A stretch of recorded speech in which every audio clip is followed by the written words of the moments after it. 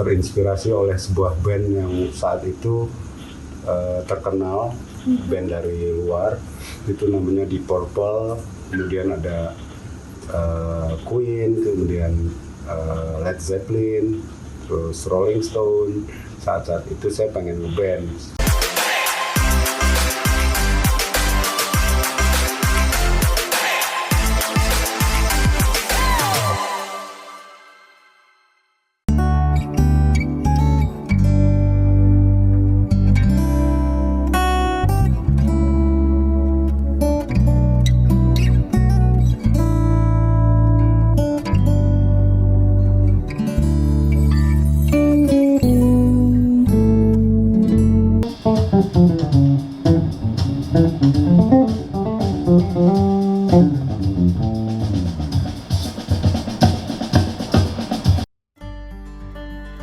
Di dalam melodi yang mengalun, ada sebuah cerita yang menginspirasi.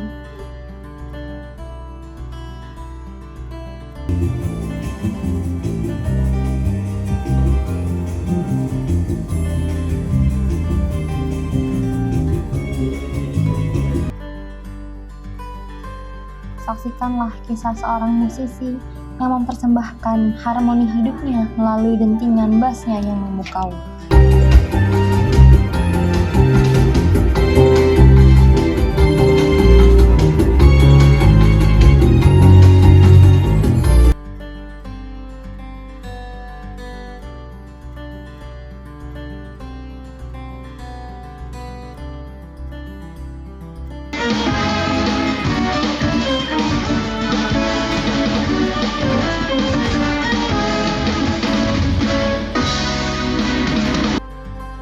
Musisi ini bukanlah seseorang yang lahir dengan bakat musik yang luar biasa ataupun jalan yang mudah.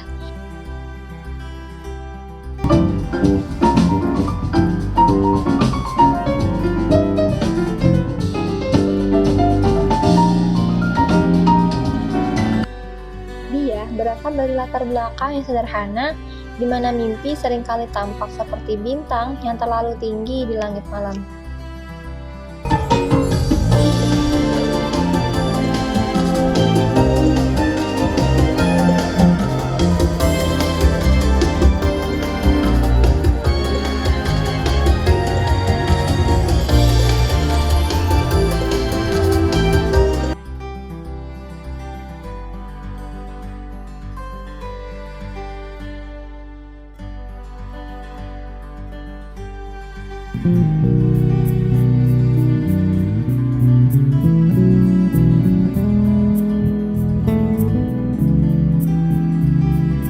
Di tengah kota Jakarta yang riuh, khususnya Kebayoran Baru, Jakarta Selatan, terdapat seorang pemain bass yang memulai karir kehidupannya melalui not-not yang ia mainkan.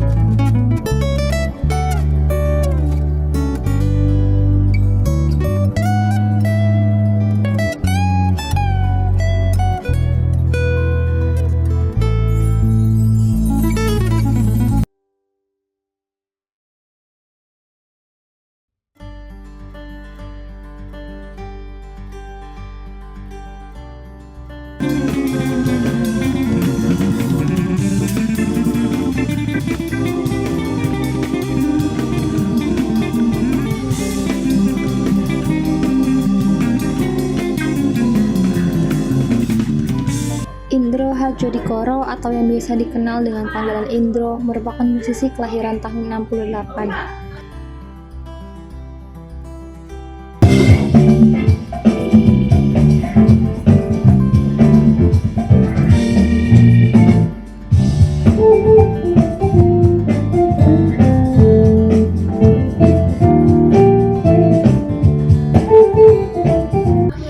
Ia pertama kali menyentuh alat musik bahkan senar bass, hingga kini Indro Hadjodikoro telah menempuh perjalanan yang penuh tantangan yang ia nikmati setiap prosesnya.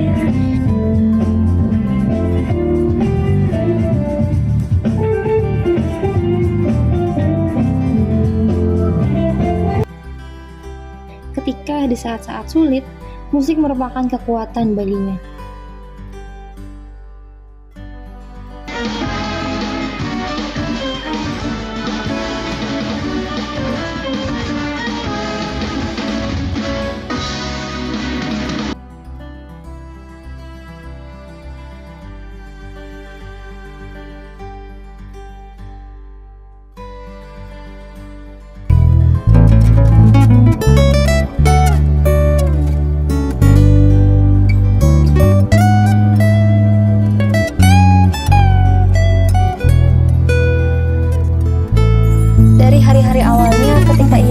pertama kali menyentuh alat musik bahkan senar bass, hingga kini Indro Hardodikoro telah menempuh perjalanan yang penuh tantangan yang ia nikmati setiap prosesnya.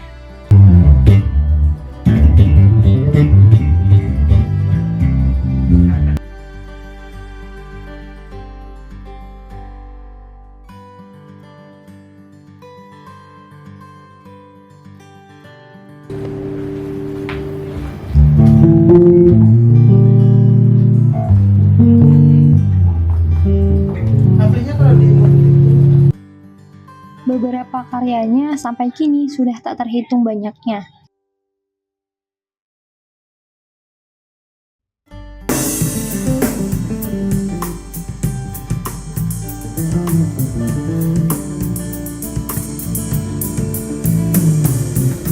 Ia pernah memenangkan award dari Anugerah Musik Indonesia atau AMI sebagai artis jazz terbaik pada tahun 2013.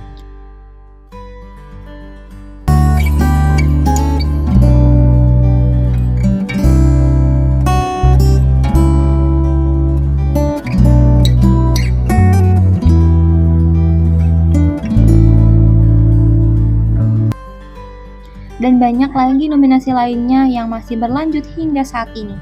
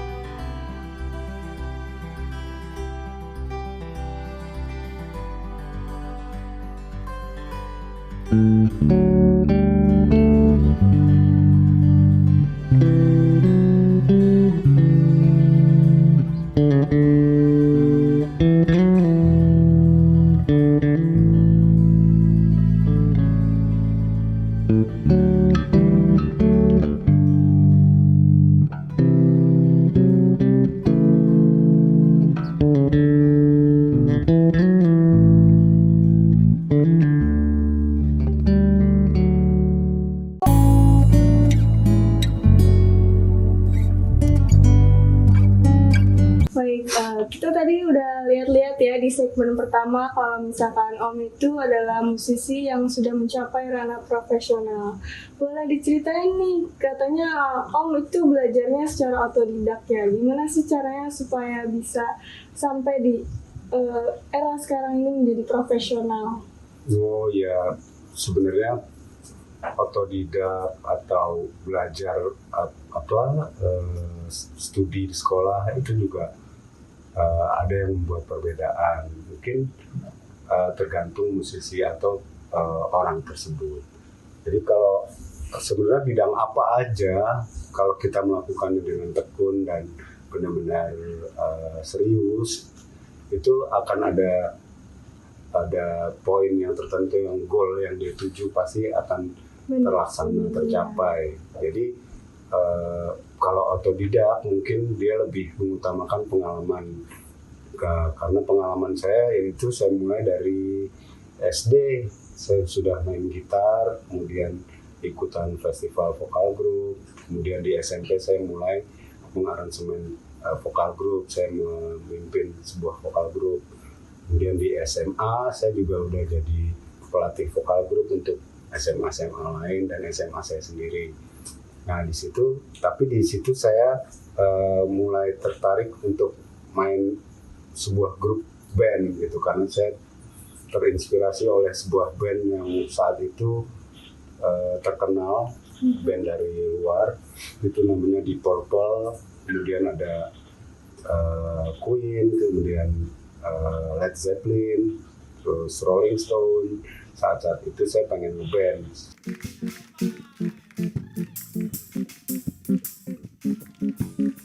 Boleh tahu nih, apa sih yang menjadi tantangan besar itu buat seorang musisi di industri sekarang ini khususnya? Tantangannya sebenarnya harusnya sih seorang musisi itu harus tetap ikut update terhadap perkembangan zaman, terutama sekarang tuh zamannya lagi digital, internet. Nah, zaman dulu saya kan susah untuk bisa main musik atau kayak secara profesional, artinya dengan teknik tinggi. Saya nggak tahu waktu itu harus bagaimana, cuma dengar aja waktu itu. Jadi nggak ada tuh pelajaran tekniknya atau pelajaran dari awal kayak musik klasik. Kalau klasik kan ada awal-awal. Nah, sekarang musisi tetap harus update masalah teknologinya, teknologi dari rekamannya, kemudian teknologi dari promosinya, jual musik kita padahal lebih mudah, udah secara worldwide, udah secara internasional. Itu malah jadi tantangan besar ya. Biasanya sih kalau musisi-musisi yang sudah puas dengan apa yang dia capai, dia agak males tuh untuk ikutan itu. Tapi ya karena dia tidak mau disibukkan lagi ininya dengan masalah teknologi digital. Tapi kalau musik itu yang bedanya musisi-musisi sekarang tuh dia lebih update dan dia lebih kreatif untuk masalah teknologinya, sehingga bikin musiknya pun juga lebih mudah karena dia lebih bisa beradaptasi dengan teknologi itu. Jadi kisah kasih denganmu, kalau tawamu selalu rindu, manisnya warna wangi.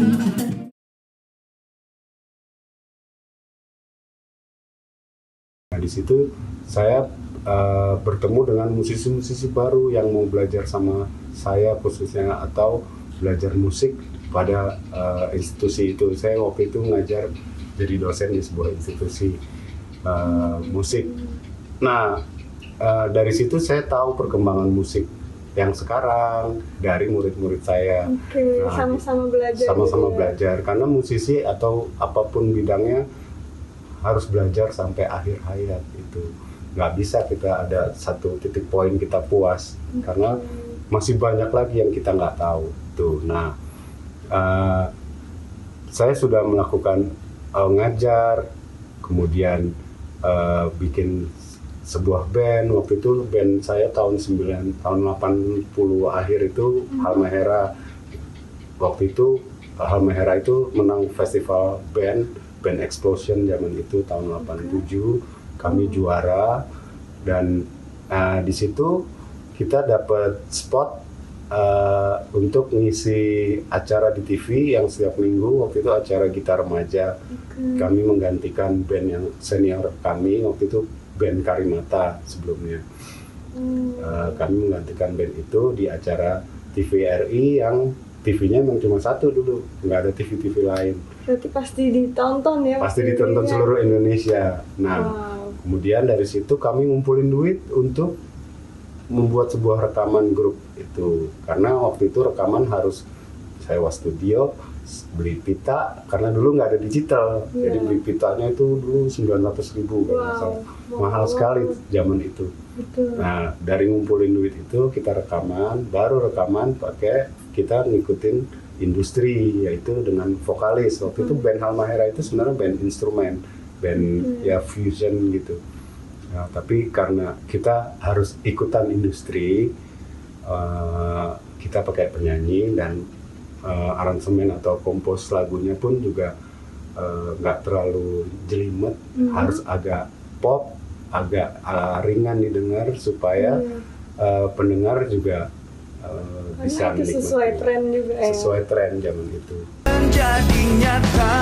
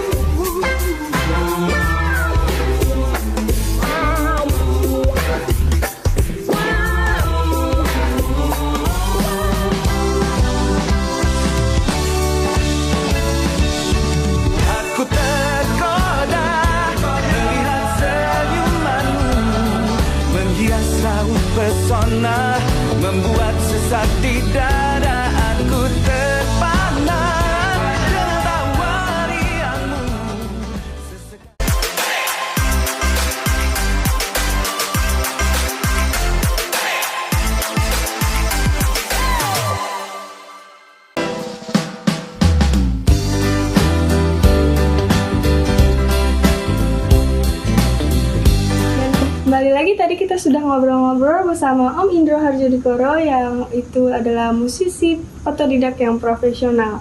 Nah Om, tadi kita udah ngobrol-ngobrol nih soal gimana perjalanan karir Om dan gimana Om bisa menilai kesuksesan dalam sebuah karir gitu ya, Iya. ya dalam umum. Ya. Lalu kira-kira gimana nih yang Om harapin ke musik industri kedepannya nih? Boleh dong dikasih tahu. Ya, kembali ya, kalau kita sebuah bangsa, negara itu punya budaya.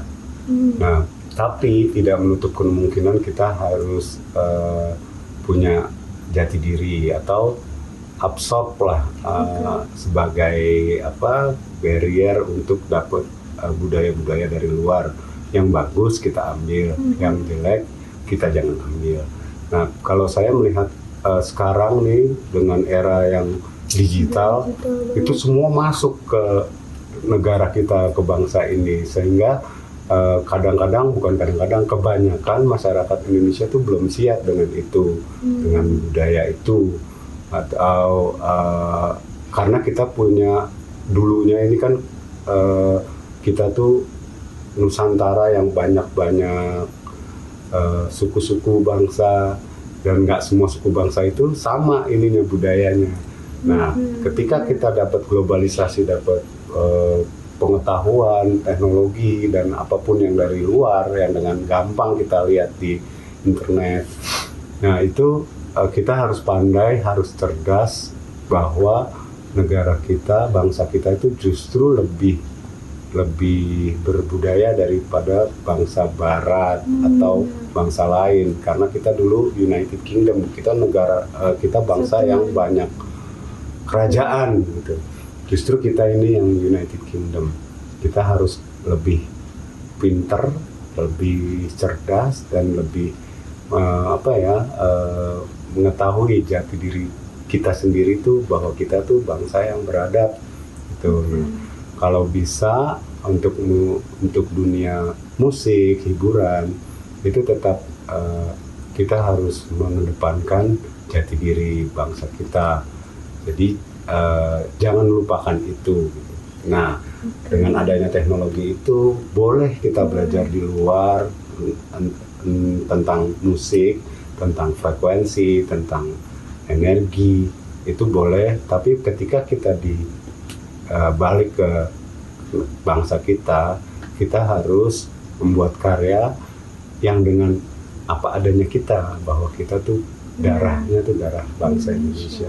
Itu saya sih pengennya kayak gitu. Iya, itu kan harapan Om nih. Iya. Cuman kalau misalkan dari Om sendiri ngelihat perkembangan industri tersebut, industri musik ini ke depannya tuh kira-kira seperti yang Om harapin atau enggak nih? Semoga kira-kira selama bangsa kita masih memegang teguh pada satu, dasar negara Pancasila, kemudian Undang-Undang Dasar 45, di situ sudah tercantum semua bahwa jati diri bangsa kita tuh seperti ini. Dan itu emang yang berwenang yang harus ketat memproteksi itu. Selama pemerintah kita berpegang teguh pada dasar negara kita, jati diri bangsa kita, saya tetap optimis bahwa bangsa ini akan menjadi bangsa yang besar dalam bidang apapun, terutama di bidang seni dan pertunjukan dan bidang budaya. Kalau boleh tahu nih, dari lagu-lagu yang pernah Om ciptakan selama ini tuh ada pesan khusus apa sih buat bangsa Indonesia?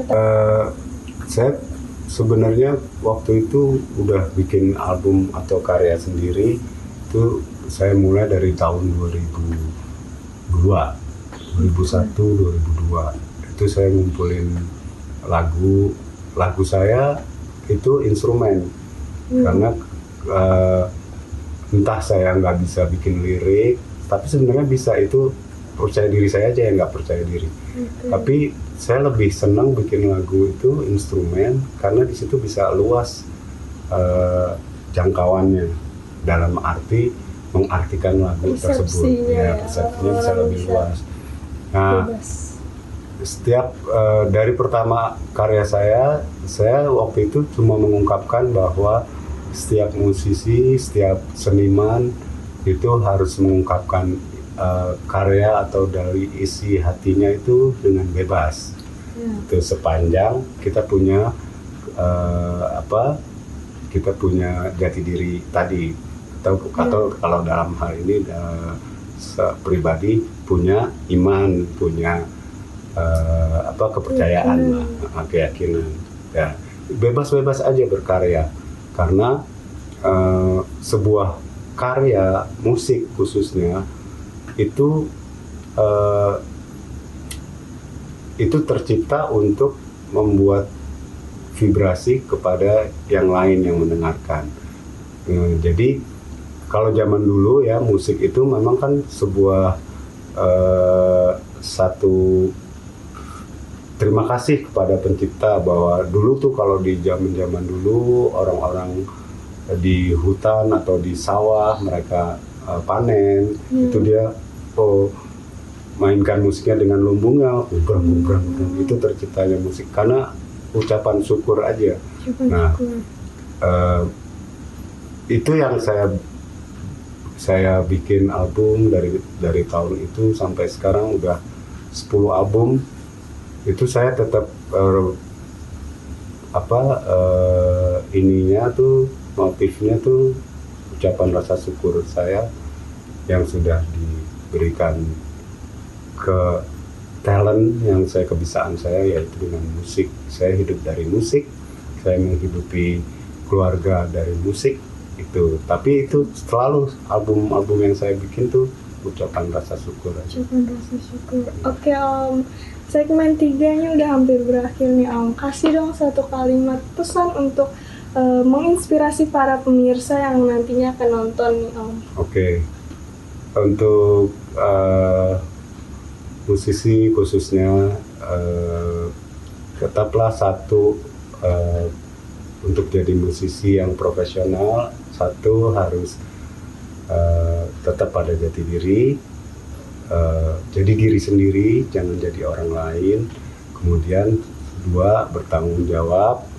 Kemudian 3, teruslah berkarya. Itu. Baik, terima kasih Om ya sudah menyempatkan waktunya. Sekali lagi sampai bertemu di lain episode. Saya Anissa Gina bersama narasumber Om Indra Harjodikoro pamit undur diri. Terima kasih.